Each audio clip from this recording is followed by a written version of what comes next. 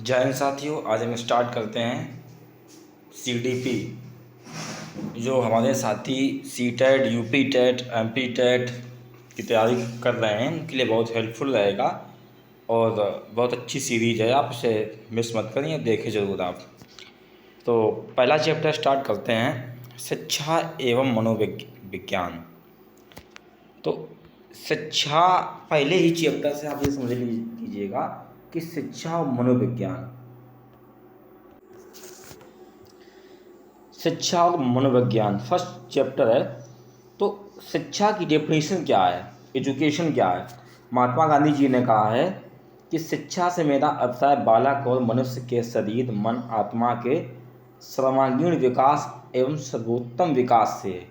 इनका जो कहने का मतलब था कि शिक्षा से मेरा अभिप्राय ये मतलब है कि बालक और मनुष्य के शरीर, मन और आत्मा, यानी तीनों का, बालक का शरीर, उसका मन, उसका आत्मा, तीनों का जब विकास होगा तभी वो शिक्षा प्राप्त कर रहा है, तभी उसका सर्वोत्तम विकास होगा।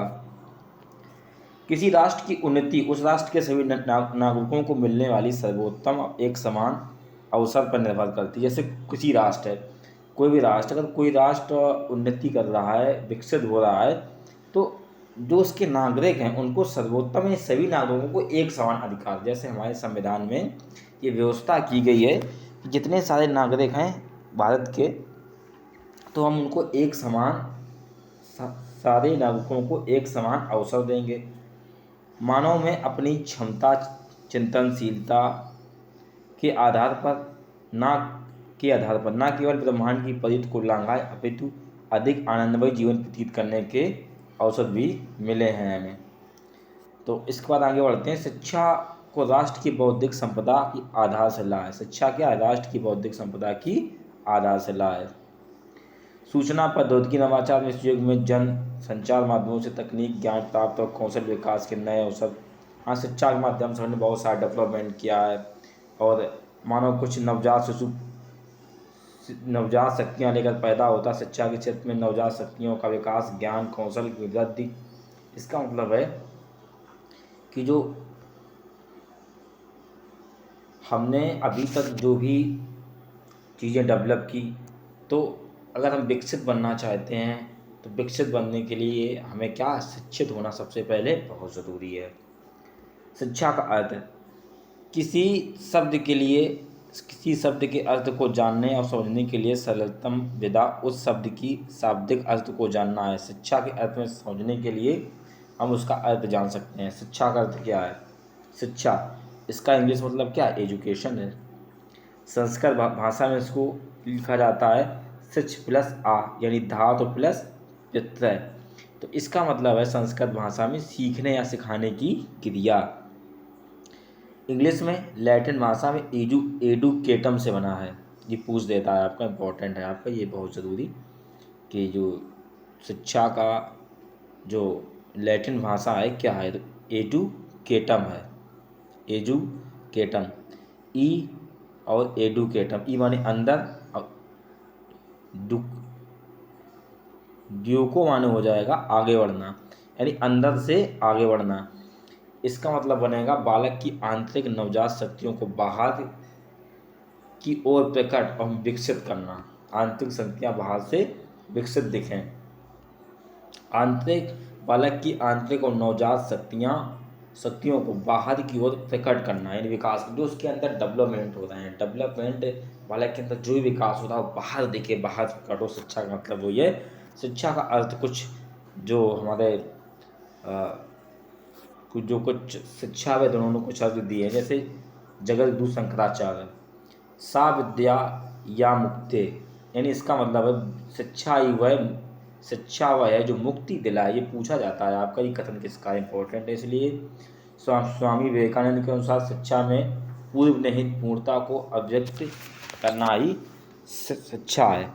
हार्वर्ड एवं शेक्सपियर के अनुसार शिक्षा से तात्पर्य अंतर्निहित शक्तियों या बाह्य जगत के मध्य समन्वय स्थापित करना है, पूछा जाता है इनका भी।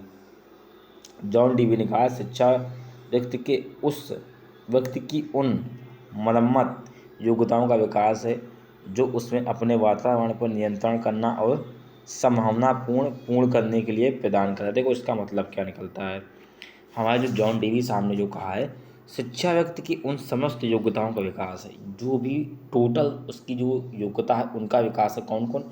जो उसमें अपने पर्यावरण पर नियंत्रण रखने और संभावनाओं को पूर्ण करने की क्षमता प्रदान करे। यहाँ पर पर्यावरण से मतलब है कि जो अपनी परिस्थितियों या जो अपनी विपत्तियों को नियंत्रण करके संभावनाओं को फिर से आगे बढ़ाए और उसे पूर्ण करने के लिए सामर्थ्य प्रदान करे। इनका मतलब ये है, सुखदास जी ने कहा है, शिक्षा वह है जो सर्वमान्य विचारों को विकसित करे, जो प्रत्येक मनुष्य के मस्तिष्क में विलुप्त है। शिक्षा का अर्थ, इन्होंने ये बताया है, शिक्षा का अर्थ सर्वमान्य विचारों को विकसित, जितने सारे विचार हैं, जो हमारे दिमाग में जितने सारे विचार हैं उनको क्या करना? विकसित करना। वही क्या है? शिक्षा है। जिससे मनुष्य का जो मस्तिष्क है में जो चीज़ें विलुप्त हो गई फिर से आ जाएं। अरस्तु ने कहा, स्वस्थ शरीर में स्वस्थ मस्तिष्क का निर्माण होता है। ये डेफिनेशन इंपॉर्टेंट है इनकी। शिक्षा का मनोवैज्ञानिक अर्थ क्या है? पेस्टोलॉजी ने बताया है कि जर्मन के थे। इनके अनुसार शिक्षा मनुष्य की जन्मजात शक्तियों का स्वाभाविक सामरस्यम प्रगतिशील विकास है। देखो ये पूछा जाता है, एक कथन दे देगा, पूछ देगा कि बताओ ये कथन किसका है, कि किसने कहा है कि शिक्षा मनुष्य की जन्मजात शक्तियों का स्वाभाविक सामरस्य और प्रगतिशील विकास है। ये कहा है पेस्टोलॉजी जी ने। पेस्टोलॉजी के सदस्य फोवेल के अनुसार शिक्षा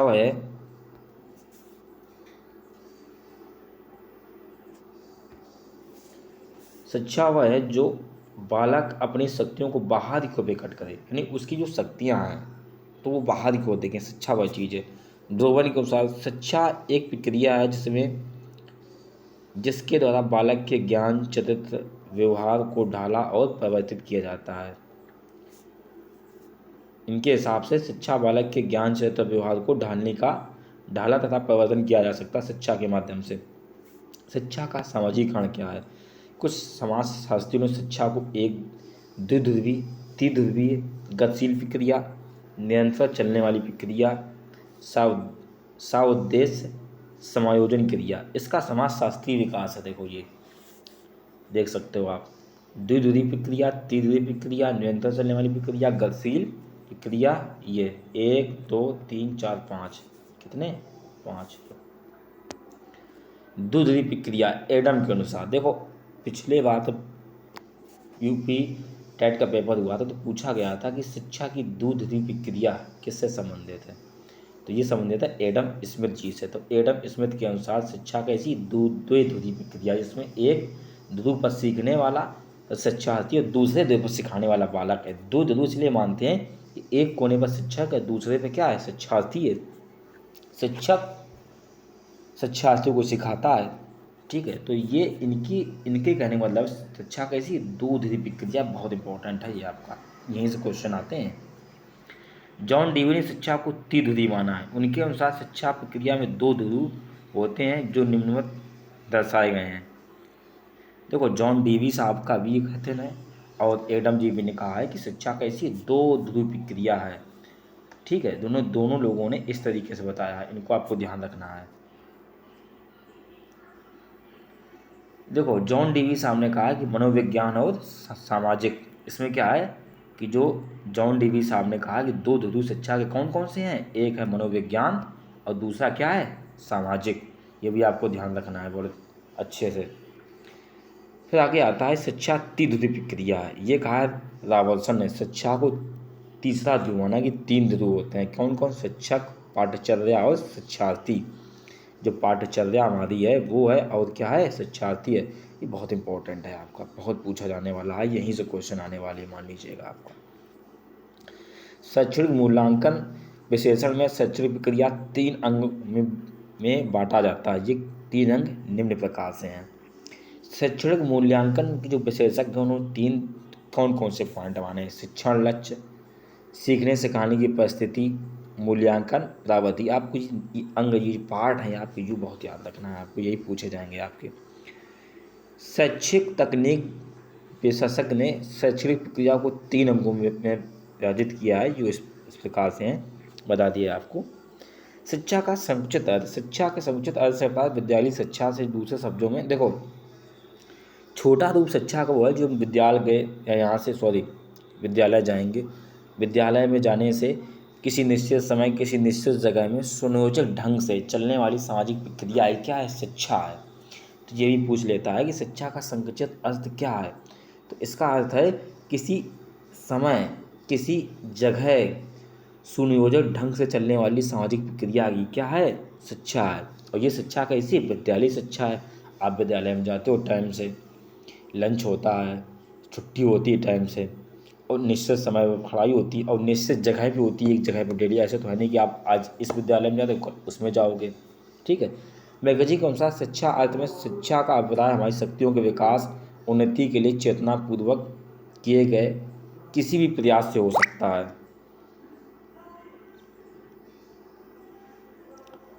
आगे देखते हैं शिक्षा का व्यापक अर्थ। मैकेजी के अनुसार व्यापक दृष्टि से जीवन प्रदान चलने वाली प्रक्रिया और जीवन के प्रत्येक अनुभव के द्वारा इसका विकास, ये भी इम्पोर्टेंट है। देखो, टी रेमंड कहते हैं शिक्षा विकास की उस प्रक्रिया का नाम है जो मानव, देखो रेमंड जी ने ये बहुत अच्छी फेमस है, उन्होंने ये कहा है कि शिक्षा शिशुअवस्था से प्रौढ़ावस्था तक चलने वाली प्रक्रिया है, जिसमें भौतिक सामाजिक आध्यात्मिक वातावरण के साथ विभिन्न प्रकार के अनुकूलन होते हैं। तो ये इनका कहना बहुत अच्छा है, बहुत इम्पोर्टेंट है। उन्हें शिक्षा को शिशुअवस्था से प्रौढ़ावस्था तक चलने वाली प्रक्रिया बताया है। शिक्षा मानव व्यवहार का परिशोधन है। शिक्षा के कार्य क्या है? शिक्षा एक बहुमुखी प्रक्रिया है। जॉन डीवी के अनुसार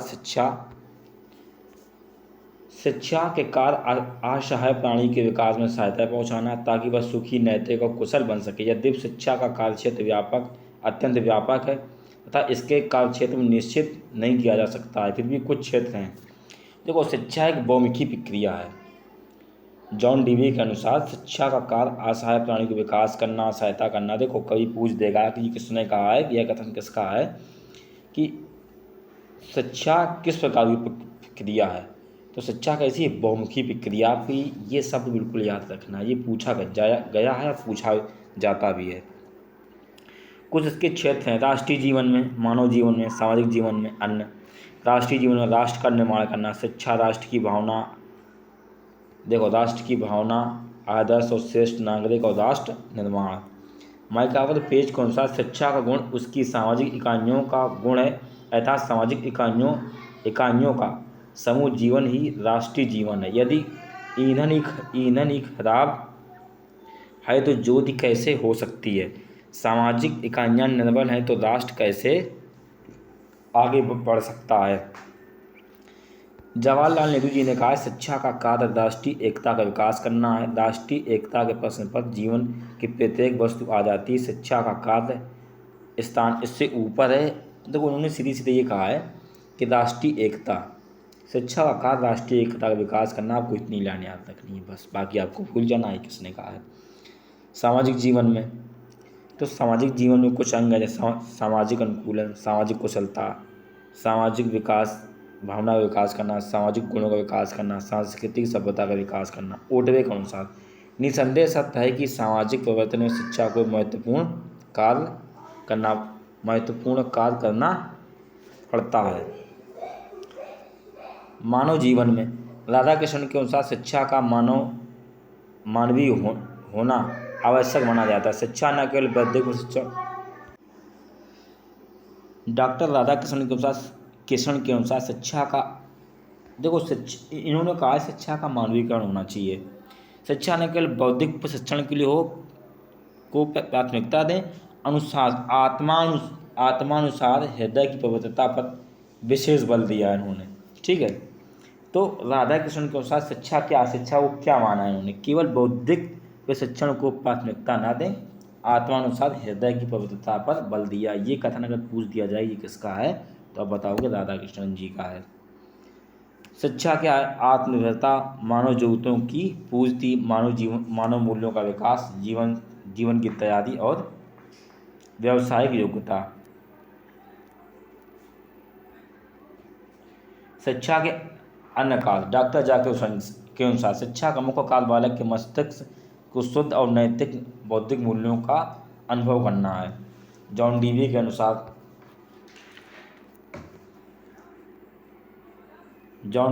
देखो शिक्षा क्या है? प्रगतिशील विकास, वैज्ञानिक विकास, जन्मजात शक्तियों का विकास, सामाजिक मूल्यों का विकास, शारीरिक शक्तियों का विकास, मानव शक्तियों का विकास, नैतिकता का विकास और उत्तम चरित्र का विकास। जॉन डीवी के अनुसार शिक्षा अति उत्तम और अल्पतन साधन एवं सामाजिक संस्थाएं उद्देश्य के साथ साथ सामाजिक कल्याण, प्रगति और सुधार में रुचि को दिखाती है। खैर इतनी इम्पोर्टेंट नहीं है। अब आते हैं मनोविज्ञान, फिजिकोलॉजी। प्राचीन काल में मनोविज्ञान का दर्शन शास्त्र की एक शाखा मानसिक दर्शन शास्त्र के रूप में सीमित था। देखो मनोविज्ञान, पहले मनोविज्ञान को दर्शन माना जाता था कि मनोविज्ञान, प्राचीन काल में मनोविज्ञान का अध्ययन, मनोविज्ञान का क्या? मनोविज्ञान मन का विज्ञान है। मनोविज्ञान का शब्द अंग्रेजी भाषा में उसका क्या है? साइकोलॉजी से बना है। मनोविज्ञान का अर्थ है, मनोविज्ञान आंग्ल भाषा में है साइकोलॉजी, शाब्दिक अर्थ है मन का विज्ञान, यूनानी भाषा में साइकी प्लस लोगन से मिलकर बना है, आत्मा का अध्ययन करना। इसका क्या मतलब होता है? साइकोलॉजी का, मनोविज्ञान का मतलब होता है आत्मा का अध्ययन करना। ठीक है। मनोविज्ञान के कुछ विकास हैं, देख लीजिएगा। प्रथम विकास है आत्मा का अध्ययन करना, दूसरा विकास है मन का अध्ययन करना, तीसरा चेतना का अध्ययन करना, चौथा व्यवहार का अध्ययन करना। आत्मा के विज्ञान के रूप में सर्वप्रथम मनोविज्ञान को आत्मा के अध्ययन के रूप में परिभाषित किया गया, जो कि 16वीं शताब्दी तक प्रचलित रहा, किंतु बाद में आत्मा की प्रकृति और अस्तित्व के संबंध में कुछ शंकाएं हुई, फिर चेंज हो गया। मनोविज्ञान क्या है? आत्मा का अध्ययन। समर्थक थे कौन कौन, यही पूछा जाएगा? प्लेटो और अरस्तु, डेकार्ट। मनोविज्ञान के रूप में, तो मनोविज्ञान के रूप में जो समर्थक हमारे थे तो वो थे पंपोनांजी, मनोविज्ञान समर्थक मन का अध्ययन। ठीक है। चेतना के रूप में तो विलियम जोन्स ने 1890 में अपनी पुस्तक मनोविज्ञान के सिद्धांत लिखी थी, जिसे चेतना की अवस्था के रूप में वर्णन और व्याख्या की थी इसकी। ठीक है।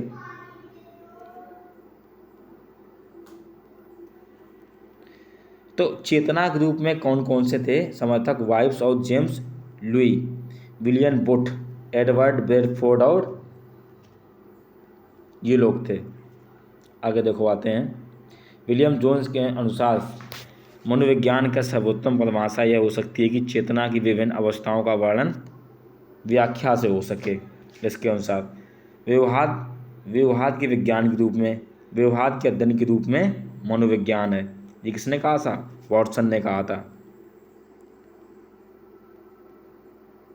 20वीं शताब्दी में प्रारंभ में मनोवैज्ञानिकों ने मनोविज्ञान को व्यवहार के विज्ञान के रूप में स्वीकार कर लिया। इसी दिशा में पहला प्रयास था विलियम मैकडूगल का। 1905 में मनोविज्ञान के संबंध में लिखा जाता है कि मनोविज्ञान की सबसे अच्छी और विस्तृत परिभाषा उसे सजीव प्राणियों के आचरण में सकारात्मक विज्ञान के रूप में समझने की दी जाती है। मनोविज्ञान की रूपरेखा इस प्रकार देखो, मनोविज्ञान एक विज्ञान है जिसका उद्देश्य सभी प्रकार से किसी प्राणी के व्यवहार का नियंत्रण करना, अच्छी तरह से समझने में सहायता करता है। इसके समर्थक कौन कौन से थे देखो, तो स्किनर थे, पावलाव थे, ये बहुत इंपॉर्टेंट है आपका, वुडवर्थ, वॉटसन। व्यवहार का विज्ञान का मनोविज्ञान को स्किनर ने, पावलाव ने, वुडवर्थ ने, वॉटसन ने।